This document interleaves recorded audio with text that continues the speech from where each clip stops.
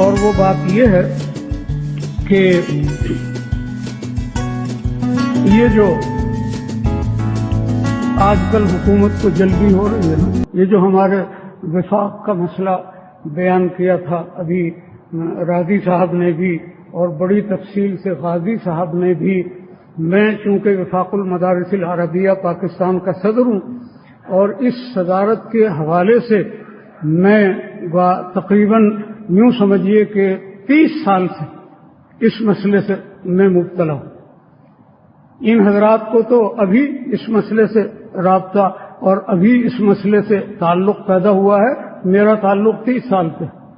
آپ کو معلوم ہے جنرل ایوب نے بھی ان مدارس کو ختم کرنے کے لیے پروگرام بنایا۔ انہوں نے تو یہ کیا تھا کہ جناب ایک وقت بھیجا قاہرہ اور وہاں کے علماء سے مشورہ طلب کیا کہ یہ ہمارا مولوی جو ہے ہر معاملے میں ہمارے سامنے رکاوٹ بن کر آ جاتا ہے اور ہمارے فیصلوں کے لیے یہ ایک اچھی خاصی دیوار بن کر مشکلات پیدا کرتا ہے، اس کا کوئی علاج آپ بتائیں، ان کا کیا علاج ہو سکتا ہے؟ تو قاہرہ کے لوگوں نے ان کو مشورہ دیا کہ آپ ان کو سرکاری مولوی بنا لو۔ یہ سرکاری نوکری بڑی خطرناک چیز ہوتی ہے، ان کو آپ سرکاری مولوی بنا لو۔ سرکاری مولوی بنانے کی سبیل کیا ہے؟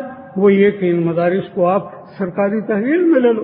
جب آپ ان کو سرکاری تحویل میں لے لیں گے یہ سرکاری نوکری میں آ جائیں گے، سرکاری نوکری میں آ جائیں گے، پھر یہ تم کو مائی باپ بنا کر اور تمہاری ہر بات مانیں گے اور یہ کسی قسم کی کوئی مداخلت نہیں کریں گے۔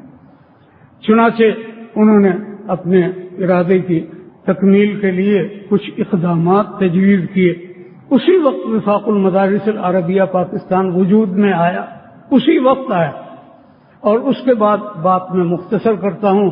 پھر جناب بھٹو صاحب کا دور آیا، پھر جناب ضیاء الحق صاحب کا دور آیا، پھر جناب بے نظیر صاحبہ کا دور آیا، اور پھر جناب نواز شریف کا دور آیا، اور پھر بے نظیر آئیں، اور پھر نواز شریف آیا، اور اب پرویز آیا۔ یہ تسلسل ہے۔ اس پورے زمانے میں ہر ایک نے پچھلے کی ناکامی کے اسباب کا تجزیہ کیا اور تجزیہ کرنے کے بعد پھر نئے طریقے اختیار کیے۔ شروع سے یہ ہوتا چلا آ رہا ہے۔ اب جو حکومت آئی ہے یہ بھی دیکھ رہی ہے کہ شروع سے ناکامی اور ان مدارس کو اپنی تحویل میں لینے کی کوئی سبیل نہیں۔ اب بہت سی چیزیں، ایک یہ کہ ماڈل اسکول قائم کیے جائیں، ایک یہ کہ ماڈل کالج قائم کیے جائیں، ایک یہ کہ مدرسوں کو یونیورسٹی کا درجہ دیا جائے۔ یہ کیوں؟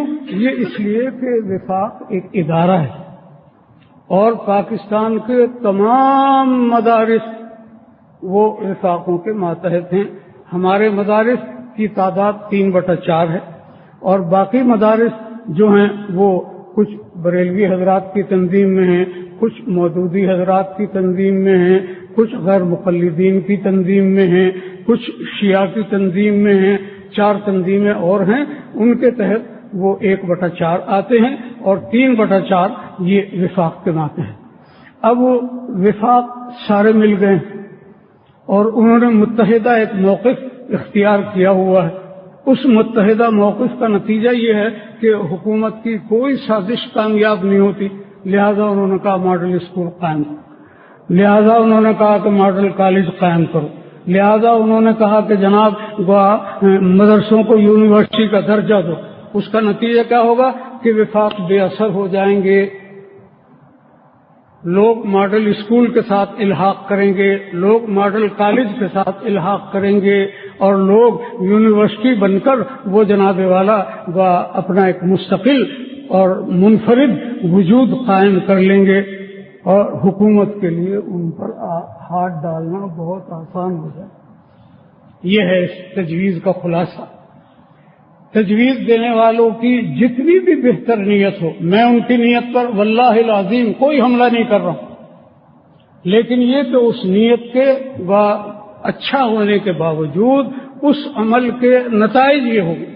آج بھاولپور یونیورسٹی آپ کے سامنے موجود ہے، آج آپ کے سامنے عالمی اسلامی یونیورسٹی اسلام آباد کے اندر موجود ہے۔ وہاں سے جو علماء تیار ہو رہے ہیں اور یہاں سے جو علماء تیار ہو رہے ہیں وہ امت مسلمہ کے کام کے نہیں ہیں. امت مسلمہ کو مقالے نہیں چاہیے، امت مسلمہ کو ریسرچ اسکالر نہیں چاہیے، امت مسلمہ کو ٹھیک وہ مولوی چاہیے جو دین اور اسلام کے علوم کی حفاظت کے لیے اپنی جانیں تک قربان کرنے کے لیے تیار ہے. اور میں پیشین گوئی کرتا ہوں انشاءاللہ ثم انشاءاللہ اللہ کی ذات پر بھروسہ کر کے کہ نہ ماڈل اسکول کی تجویز کامیاب ہوگی اور نہ یونیورسٹی کی تجویز کامیاب ہوگی اور نہ جناب والا ان مدارس کے اتحاد اور اتفاق کو ختم کرنے میں جنرل ایوب سے لے کر آج تک جتنی حکومتیں ناکام ہوئی ہیں یقیناً یہ حکومت بھی ناکام ہوگی، یقیناً ناکام ہوگی، اس میں مجھے کوئی شبہ اور کوئی شک نہیں ہے. اور باقی یہ کہ بہرحال اللہ تعالیٰ فعال لما یرید ہے، اس کا فیصلہ کیا ہے، اس کے فیصلے کے سامنے ہم سرنگون ہونے کے لیے بالکل ہم وقت تیار ہیں. لیکن ہمیں امید ہے کہ ان جیسے حکومت کے جو لوگ ہیں بد نیت یہ ہمارے نصاب میں تبدیلی کریں، ان کا کیا حق؟ انہوں نے کیا ہمارے مدرسے بنائے ہیں؟ کیا انہوں نے ہمارے مدرسوں کے اندر کتب خانے تیار کیے ہیں؟ کیا یہ ہمارے اساتذہ کی تنخواہیں دیتے ہیں؟ ایک ایک مدرسے کا کروڑوں روپے سالانہ کا خرچ ہے. حکومت نے کیا دیا؟ جن مدارس کی حکومت سرپرستی کرتی ہے اور جو مدارس حکومت کی زیر نگرانی چلتے ہیں اور جن کے بل پاس ہوتے ہیں، جن کے وزیر ہوتے ہیں، جن کے منتظمین ہوتے ہیں، ان کی خبر لو نا، ان کو صحیح کرو. ان کا حال تو اتنا تباہ ہے کہ جس کی کوئی انتہا نہیں. یونیورسٹیوں پر رنجر کے پہرے لگے ہوئے، یونیورسٹیوں کے اندر قتل و غارت کا بازار گرم ہو رہا ہے، یونیورسٹیوں کے اندر لوگ فارغ ہونے والے وہ سڑکیں ناپتے پھرتے، ان کو نوکری نہیں ملتی. جن کو نوکری ملی ہوئی ہے ان کو نوکریوں سے نکالا جا رہا ہے، اور آپ کو درد ہو رہا ہے، آپ کو غم ہو رہا ہے ان دینی مدارس کا جو آپ کی امداد کو جوتے کی نوک پر ٹھک رہا ہے.